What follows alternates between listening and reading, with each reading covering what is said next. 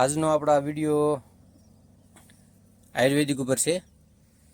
આપણે બધા આ વનસ્પતિને ઓળખતા હશું।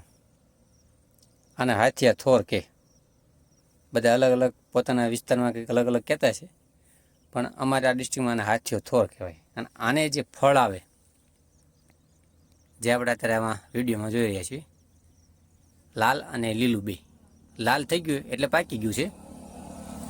અને આજે આને ફીંડલા પણ કહેવાય અને ગલકા પણ કહેવાય। બધા અલગ અલગ વિસ્તારમાં અલગ અલગ નામ આપે છે, પણ આનું વિઝન એક બહુ મસ્ત છે। જે આપણા પહેલાંના જે વડીલો ગઢિયાઓ જે હતા આપણા, એ દરેક ગામના પાદરમાં આજે એમ કહેવાય ને કે આ થોરની વાડ હોય છે। અને જ્યારે આપણે નાના હતા ત્યારે આપણે આને તોડીને ખાતા હતા। એટલે એના કારણે આપણે ક્યારેય હિમોગ્લોબિન એટલે કે લોહીની ક્યારેય કમી અથવા ઉણપ લાગી નથી અને એના કારણે કદાચ આપણું બાળપણ પણ તંદુરસ્ત ગયેલું લાગે છે। એટલે હવે અત્યારે આ સમયમાં આ ફીંડલા એટલે કે ગલકા, આનું જેને પણ લોહીની તકલીફ હોય, જેને લોહીના ટકા ઘટી જતા હોય અથવા ટકા ઓછા હોય, એના માટે આ જે ફળ રહ્યું ને એ એકદમ ઉત્તમ ફળ જેનું રિઝલ્ટ એટલે પરફેક્ટ રિઝલ્ટ એવું કહી શકાય। હવે આજે આપણે આને કેવી રીતે ઉતારશું, અને ખાસ આની જે ફાળું આવે, જે કાંટા આવે, એ બહુ અતિશય તીક્ષ્ણ આવે જે આપણા હાથમાં અથવા પગમાં ક્યાંક બેસી જાય તો આજે કહેવાય ને કે કાઢવા મુશ્કેલ પડે પણ આને ઉતારવાની પદ્ધતિ કોઈ આવું ઠરડું હોય અથવા કોઈ આવો હરિયો હોય એનાથી આમ ખૂતાડી અને આવી રીતે કરીને લઈ લેવાનું, જેથી આપણને કાંટા વાગે નહીં। પછી આપણે જે કંઈ પાત્ર લાવ્યા એમાં આવી રીતે મૂકી દેવાનું। જો આ ફીંડલા છે, દરરોજ સાંજ સવાર 5 ફીંડલાનું જ્યુસ બનાવી અને જો પીવામાં આવે તો જે કહેવાય છે કે 15 દિવસ અને સતત પીવાથી 15 દિવસમાં જેને લોહી ચડાવવાની તકલીફ હોય, જેને લોહી ચડાવવું પડે એવું ડૉક્ટરે કીધું હોય, છતાં જે કહેવાય ને કે એને પરિણામ આવે એવું આનું બેજોડ કામ છે। આપણે જે ફીંડલા એટલે કે ગલકા જે આપણે તોડીને લાવ્યા હતા, હવે એને જ્યુસ કેવી રીતે બનાવવું ને એ જરા આપણે શીખી લઈએ। હવે આ રહી આપણા ગલકા, આ રહી આપણી વસ્તુ, એક ગરણી, એક લોટો, ગરણી મૂકી દેવાની અને એક આવો હરિયો લેવાનો, હરિયો હોય અથવા ચાકુ હોય એને આપણે આમાં બીડાવી દેવાનું। જે ગલકો આપણે લેવું હોય એને આમ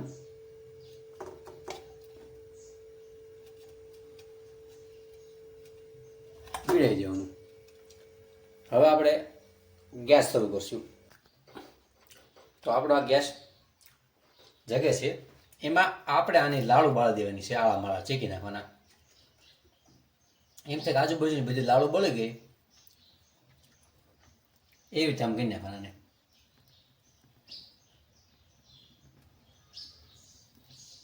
પછી વારાફરતી બીજું લેવાનું, એ રીતના આળા માળા શેકી નાખવાના, જેથી આપણને લાડુ એની ખૂપે ને એને વાગે નહીં આપણને। હવે એવી રીતે આપણે એક ગ્લાસમાં 5 ગલકા લેવાના છે। એક ગ્લાસ પાણીમાં આપણા 5 ગલકા આવી રીતે કરવાના છે। આપણે આગળ જોઈએ કઈ રીતે આપણે કરીએ છીએ।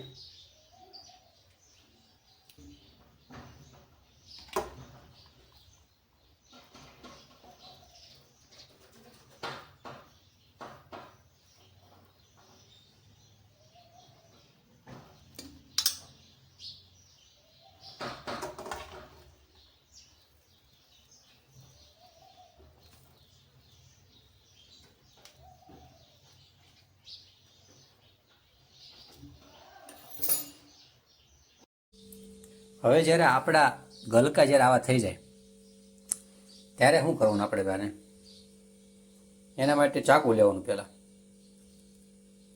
ચાકુ લેવાનું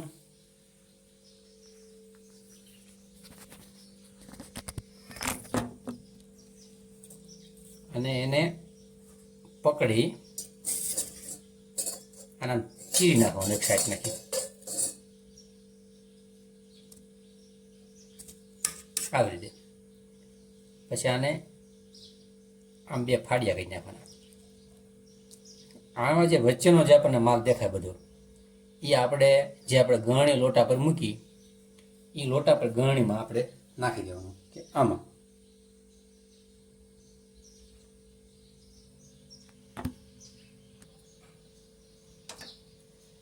આવી રીતે કરી પછી આ ગલકાને આપણે ચીર નાખવી. પછી આમ કરી આમ ચીરી નાખવાનું. ચીરીને આમાં જે વચ્ચેનો જે ગર્ભ રહે જે માલ રહ્યો જેને આપણે દેશી ભાષામાં ગર્ભ કહેવી, આને આપણે આ ગરણી રહે એમાં મૂકી દેવાનું.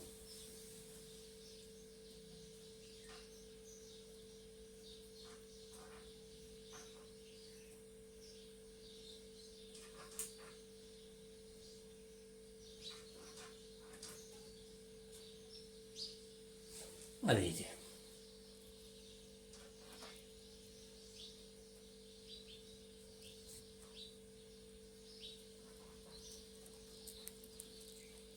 જે પણ આપણે ગલકા હોય એ ગલકાને આવી રીતમાં કાઢી અને ગરણી પર મૂકી દેવાના. એક ગ્લાસ જ્યારે આપણે પાણી લઈએ ત્યારે 5 થી 6 ગલકા આપણે એમાં એડ કરીએ કે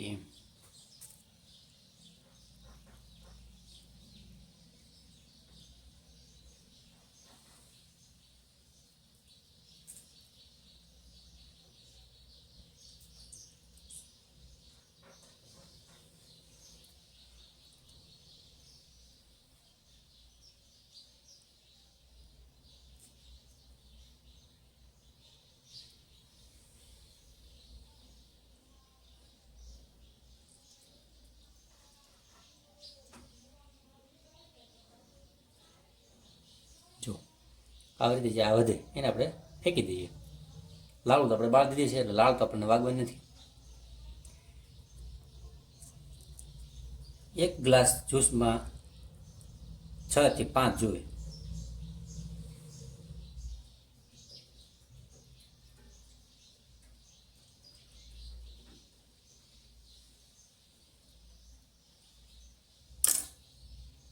જો આવા આપણા હાથે છે.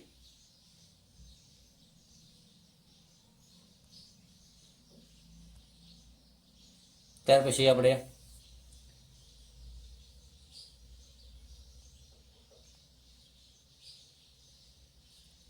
ગ્લાસ લઈશું પાણીનો અને આ જ ઉપર આપણે નાખવાનું પાણી.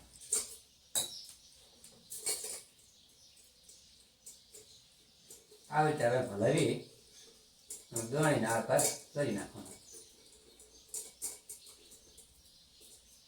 ઉપરથી પાણી આપણે નાખી દેવાનું.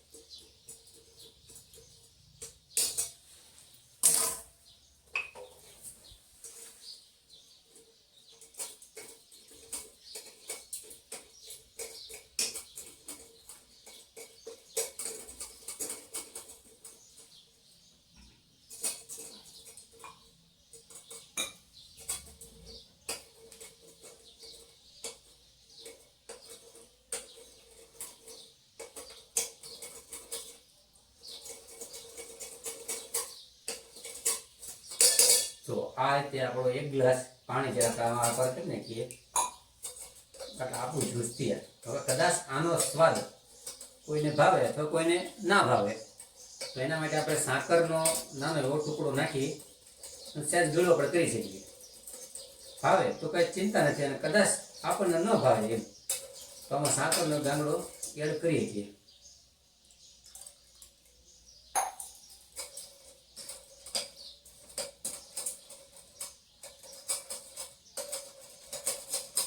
જ્યાં સુધી આપણો બધો રસ આરપાર થઈ જાય ત્યાં સુધી આપણે અમે પૂરી કરીએ છીએ.